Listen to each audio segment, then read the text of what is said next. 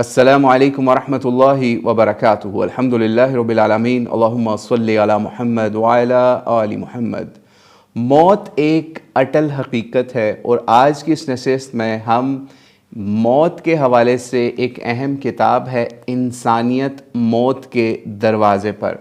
یہ کتاب لکھی مولانا ابوالکلام آزاد رحمہ اللہ نے، اور آج ہم اس کتاب سے اسپیسیفکلی ایک بہت بڑا جابر اور ظالم شخص گزرا ہے جس کا نام حجاج بن یوسف ثقفی تھا، اس کی موت کا احوال اس میں سے ہم پڑھیں گے اس کتاب سے۔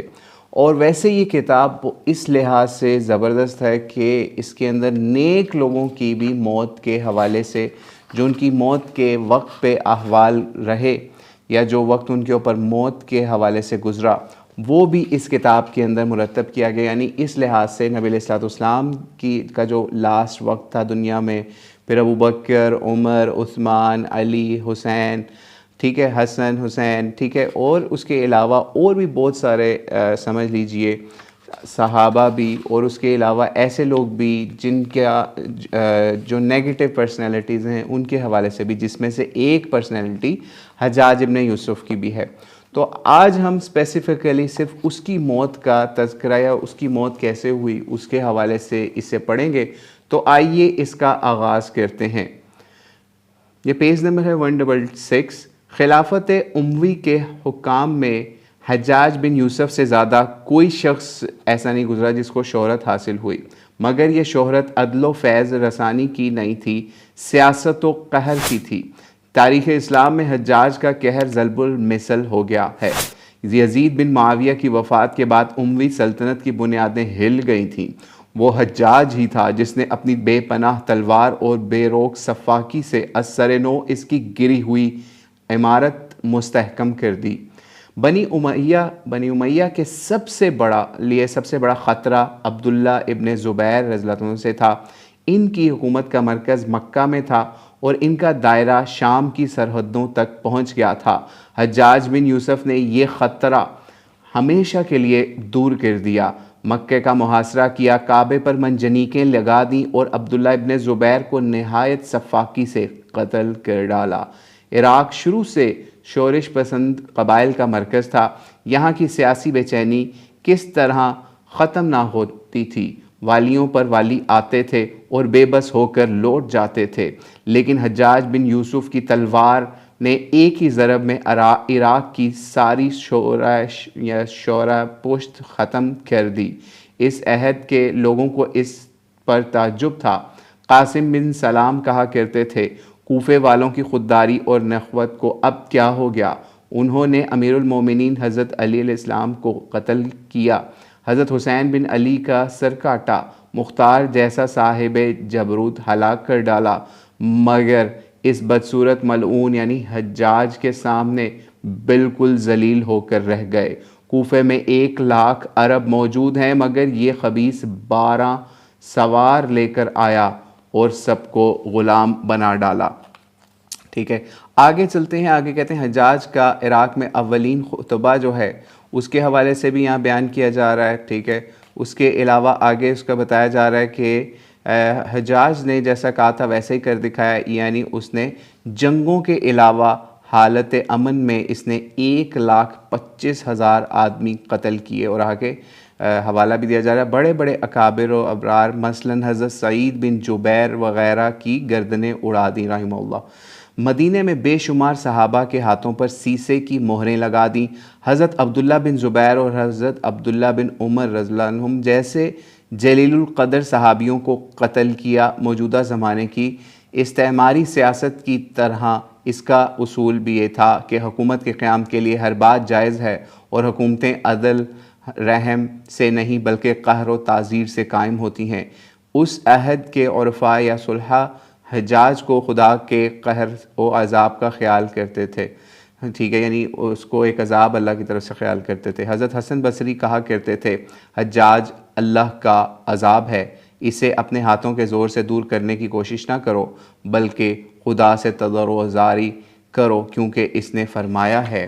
یہی سبب ہے کہ جوں ہی اس کی موت کی خبر سنی گئی حضرت حسن بصری اور عمر بن عبدالعزیز سجدے میں گر پڑے کہ اس امت کا فرعون مر گیا، یعنی حجاج بن یوسف بے اختیار ان کی زبان سے نکل گیا۔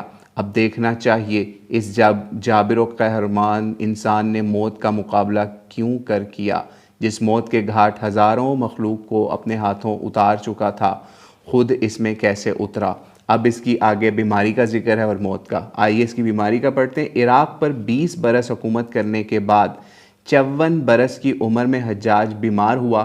اس کے معدے میں بے شمار کیڑے پیدا ہو گئے تھے اور جسم کو ایسی سردی لگ گئی کہ آگ کی بہت سی انگیٹھیاں بدن سے لگا کر رکھ دی جاتی تھیں، پھر بھی سردی میں کوئی کمی نہیں ہوتی تھی۔ یہ سوچئے کہ یہاں پہ ہی اس کو آگ کے ذریعے سے اللہ کیسے تپا رہا ہے، لیکن اس کی ٹھنڈ نہیں ختم ہو رہی تھی پھر بھی۔ آگے موت کے حوالے سے اس نے ایک خطبہ بھی دیا۔ جب اس کو پتہ چلا میں مرنے والا ہوں تو اس نے لوگوں کو اکٹھا کیا اور ایک خطبہ دیا۔ جب زندگی سے نا امیدی ہو گئی تو حجاج نے گھر والوں سے کہا مجھے بٹھا دو اور لوگوں کو جمع کرو۔ لوگ آئے تو اس نے حسب عادت ایک بلیغ تقریر کی۔ بہت زیادہ یہ اس کا بتایا جاتا ہے بہت شاعرانہ طبیعت تھی، اور اس سے زیادہ سمجھ لیجئے اس وقت اچھا کلام جو ہے نا یا پھر صاحب زبان شخص نہیں تھا۔ موت اور سختیوں کا ذکر اس نے کیا، قبر اور اس کی تنہائی کا بیان کیا، دنیا اور اس کی بے ثباتی یاد کی، آخرت اور اس کی ہولناکیوں کی تشریح کی، اور اپنے گناہوں اور ظلموں کا اعتراف کیا۔ پھر یہ شعر اس کی زبان پر جاری ہوئے جن کا ترجمہ میرے گناہ آسمان اور زمین کے برابر بھاری ہیں، مگر مجھے اپنے خالق سے امید ہے کہ رعایت کرے گا۔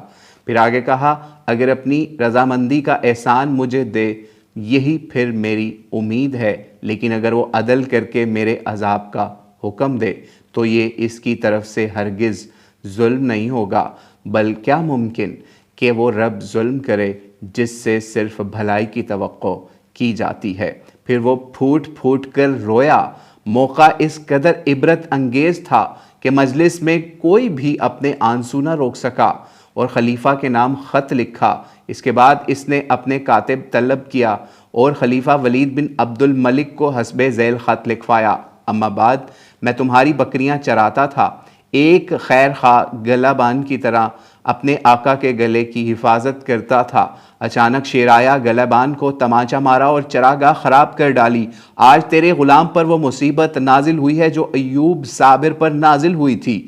مجھے امید ہے کہ جبار و قہار اس طرح اپنے بندے کی خطائیں بخشتا اور گناہ دھونا چاہتے ہیں۔ پھر خط کے آخر میں شعر لکھنے کا حکم دیا۔ ترجمہ اس کا ہے کہ اگر میں نے اپنے خدا کو راضی پایا تو بس میری مراد پوری ہو گئی، سب مر جائیں مگر خدا کا باقی رہنا میرے لیے کافی ہے۔ یہ حجاج کہہ رہا ہے سب ہلاک ہو جائیں مگر خدا کی زندگی میرے لیے کافی ہے۔ ہم سے پہلے یہ موت چکھ چکے ہیں، پھر ہم بھی ان کے بعد موت کا مزہ چکھیں گے۔ اگر میں مر جاؤں، حجاج آگے کہتا ہے اگر میں مر جاؤں تو مجھے محبت سے یاد رکھنا، کیونکہ تمہاری خوشنودی کے لیے میری راہیں بے شمار تھیں۔ یہ نہیں تو کم از کم ہر نماز کے بعد دعائیں یاد رکھنا جس سے جہنم کے قیدی کو کچھ نفع پہنچے۔ اپنے آپ کو جہنم کا قیدی کہہ رہا ہے یہ بندہ۔ تجھ پر ہر حال میں اللہ کی سلامتی ہو، جیتے جی میرے پیچھے اور جب دوبارہ زندہ کیے جاؤ۔ یہ خلیفہ کو خط لکھ رہا اس وقت، یعنی اس کی پھر بھی چاپلوسی ختم نہیں کر رہا، ٹھیک ہے، اور اپنے لیے کیا باتیں کر رہا ہے۔ آگے سکرات موت کے شدائد۔ آگے حضرت حسن بصری عیادت کو آئے، پھر پہلے تو خط ختم ہوا، اب حضرت حسن بصری قیادت کو آئے تو حجاج نے ان سے اپنی تکلیفوں کا شکوہ کیا۔ حضرت حسن بصری نے کہا میں تجھے منع نہیں کرتا تھا کہ نیکوکاروں کو نہ ستا، مگر افسوس تم نے نہ سنا۔ حجاج نے خفا ہو کر جواب دیا میں تم سے یہ نہیں کہتا اس مصیبت کے دور کرنے کی دعا کرو، میں تجھ سے یہ دعا چاہتا ہوں کہ خدا جلد میری روح قبض کر لے اور اب زیادہ عذاب نہ دے۔ آپ یہ سوچئے یہ جو موت کی کیفیت میں ہے اللہ نے اس کو کیسے ذلیل کیا دنیا والوں کے آگے بھی، اس کو ایڑیاں رگڑتے سسکتے دکھایا اور لوگوں کو یہ کہتے ہوئے دعاؤں کے لیے کہا حضرت حسن بصری کو بھی کہ میری موت جلدی ہو جائے۔ اسی اثناء میں ابو منذر یعلا بن مخلد مزاج پرسی کو پہنچے۔ حجاج موت کے سکرات اور سختیوں میں تیرا کیا حال ہے؟ انہوں نے سوال کیا، ٹھیک ہے، ابو منذر نے، اے یالا، حجاج نے ٹھنڈی سانس لے کر کہا، کیا پوچھتے ہو؟ شدید مصیبت، سخت تکلیف، ناقابل بیان علم، ناقابل برداشت درد، سفر دراز، توشہ قلیل، آہ میری ہلاکت، اگر اس جبار و قہار نے مجھ پر رحم نہ کیا۔ آگے ابو منذر کی ایک تقریر ہے، کہتے ہیں، اے حجاج، خدا اپنے ان بندوں پر رحم کھاتا جو رحم دل اور نیک نفس ہوتے ہیں، اس کی مخلوق سے بھلائی کرتے ہیں، محبت کرتے ہیں۔ میں گواہی دیتا ہوں کہ تو فرعون و حامان کا ساتھی تھا، کیونکہ تیری سیرت بگڑی ہوئی تھی، تو نے اپنی ملت ترک کر دی تھی، راہ حق سے کٹ گیا تھا، صالحین کو طور طریقے سے دور ہو گیا تھا، تو نے نیک انسان قتل کر کے ان کی جماعت فنا کر ڈالی، تابعین کی جڑیں کاٹ کر ان کا پاک درخت اکھاڑ پھینکا، افسوس تو نے خالق کی نافرمانی میں مخلوق کی اطاعت کی، تو نے خون کی ندیاں بہا دیں، جانیں لیں، آبروئیں برباد کی، قہر و جبر کی روش اختیار کی، تو نے نہ اپنا دین ہی بچایا نہ دنیا ہی بچائی، تو نے خاندان مروان کو عزت دی مگر اپنا نفس ذلیل کیا، ان کا گھر آباد کیا مگر اپنا گھر ویران کر لیا، آج تیرے لیے نہ نجات ہے نہ فریاد، کیونکہ آج کے دن اس کے بعد سے غافل تھا، تو اس امت کے لیے مصیبت اور قہر تھا، اللہ کا ہزار ہزار شکر کہ اس نے تیری موت سے امت کو راحت بخشی اور تجھے مغلوب کر کے اس کی آرزو پوری کر دی۔ یعنی حجاج کی موت کی آرزو امت مسلمہ کو تھی۔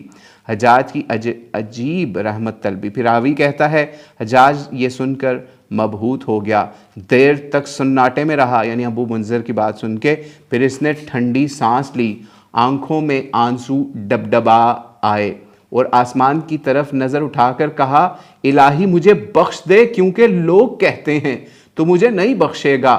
پھر یہ شعر پڑھا، اس کا ترجمہ، الہی بندوں نے مجھے نا امید کر ڈالا، حالانکہ میں تجھ سے بڑی ہی امید رکھتا ہوں۔ یہ کہہ کر اس نے آنکھیں بند کر لیں۔ اس میں شک نہیں، رحمت آگے بیان کر رہے ہیں کہ اس میں شک نہیں کہ رحمت الہی کی بے کنار وسعت دیکھتے ہوئے اس کا یہ انداز طلب ایک عجیب تاثیر رکھتا ہے۔ اس باب میں بے نظیر مقولہ ہے۔ یہی وجہ ہے کہ حضرت حسن بصری نے حجاج کا یہ قول بیان کیا تو وہ پہلے متعجب ہوئے، یعنی تعجب کا شکار ہوئے کہ کیا واقعی اس نے یہ کہا؟ تو آگے جواب دیا گیا، ہاں اس نے ایسا ہی کہا۔ فرمایا تو شاید اس کی بخشش ہو جائے۔ بدایہ والنہایہ کا بھی اس میں حوالہ دیا جا رہا ہے، جلد 9 صفحہ 138 کا۔ تو یہ حجاج بن یوسف کی موت کا تذکرہ تھا، جس کو آج ہم نے مولانا ابوالکلام آزاد رحمہ اللہ کی کتاب انسانیت موت کے دروازے پر سے پڑھا۔ تو اللہ تعالیٰ سے دعا ہے اللہ تعالیٰ ہمیں موت کی سختیوں سے محفوظ فرمائے اور